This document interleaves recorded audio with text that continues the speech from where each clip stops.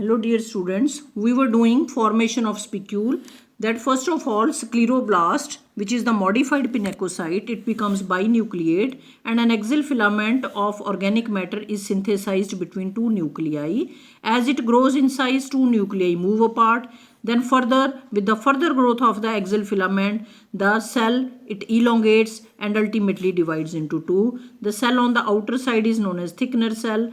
The function of thickener cell, it deposits additional layer of calcium carbonate around the axial filament, and the inner cell is the founder cell. So spicule is laid down by the founder cell.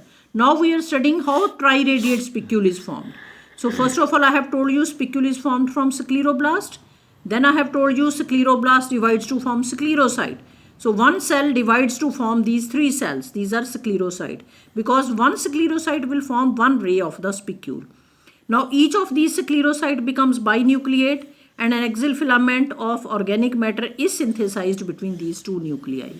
As the axial filament grows in size, the two nuclei move apart and ultimately these three axial filaments, they join in the center by the fusion of these three sclerocytes. And further, as the axial filament further grows in size, the parent cell, that is sclerocyte, divides to form thickener cell on the outside. These are three thickener cell and founder cells on the inner side.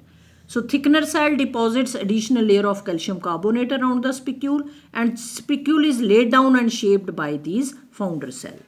Now what are the function of these spicules? So in the same way, tetraradiate spicule will be formed from four sclerocyte. The main functions are: it provides support to the body, it gives shape to the sponge, it protects the sponge from wave action, it prevents collapsing of canals because the body is porous. So it prevents collapsing of canals, and it protects the animal from the enemies. Now we will take up its physiological activities. Scypha is fixed, it is sedentary, and externally it appears to be very passive, just resembling with a plant. But basically its flagellated cells, they are very active. As I have told you earlier also, flagellated cells, they beat and they draw constant current of water into the body. Then regarding nutrition of Scypha. Scypha is holozoic in its mode of nutrition and it is microphage. Means it takes solid food and it feeds on microorganisms. The main microorganisms, they are protozoans, diatoms and bacteria. Now how ingestion takes place?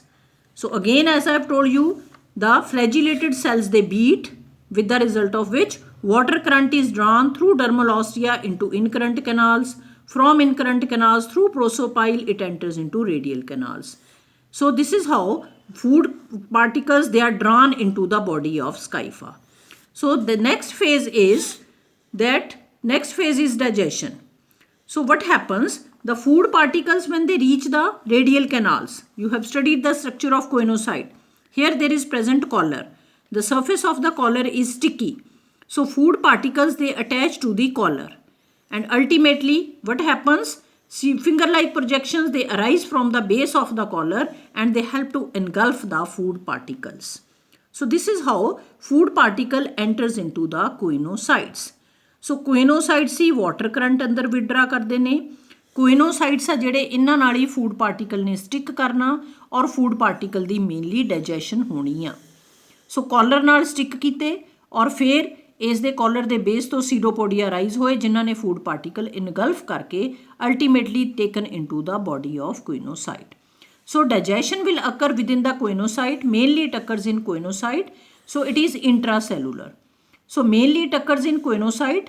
In some cases partially digested food from choanocyte is transferred to another type of amoebocyte, that is trophocyte, where digestion is completed.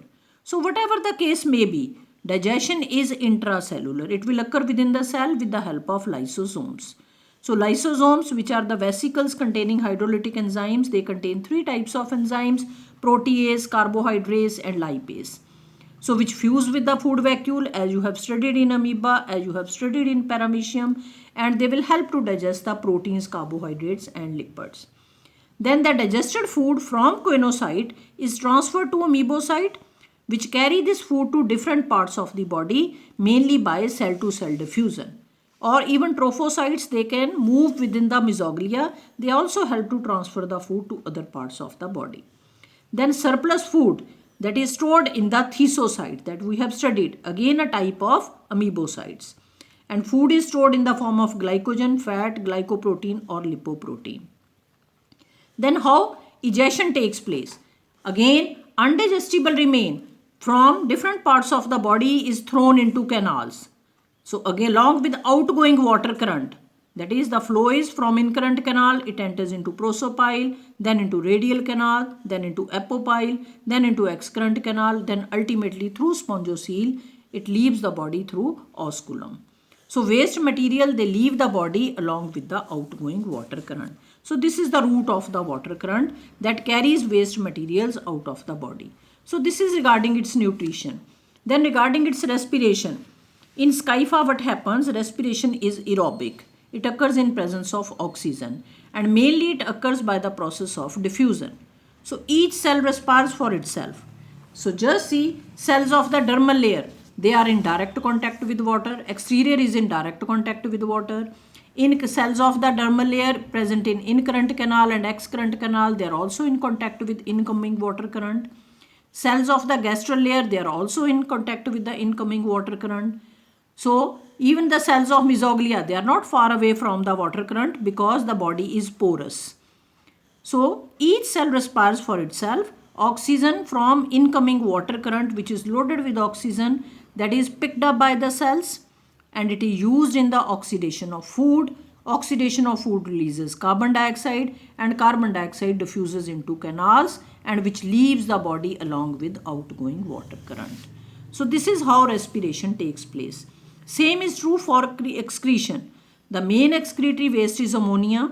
So it diffuses into water surrounding the body or into water filling the canals and from where it leaves the body along with outgoing water current.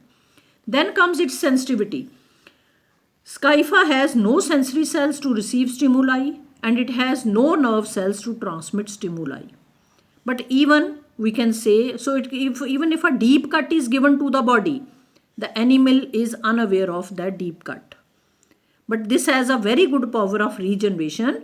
But some of the cells like myocytes, they respond to stimuli. They contract or relax.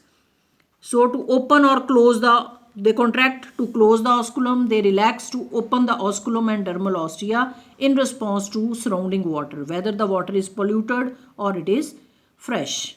So depending upon the constituency of water, these dermal ostia, you can say myocytes surrounding the dermal ostia and osculum, they contract or relax. So this is how the animal is sensitive to external stimuli. So this is all regarding its different physiological activities. In the next video, we will cover up its reproduction.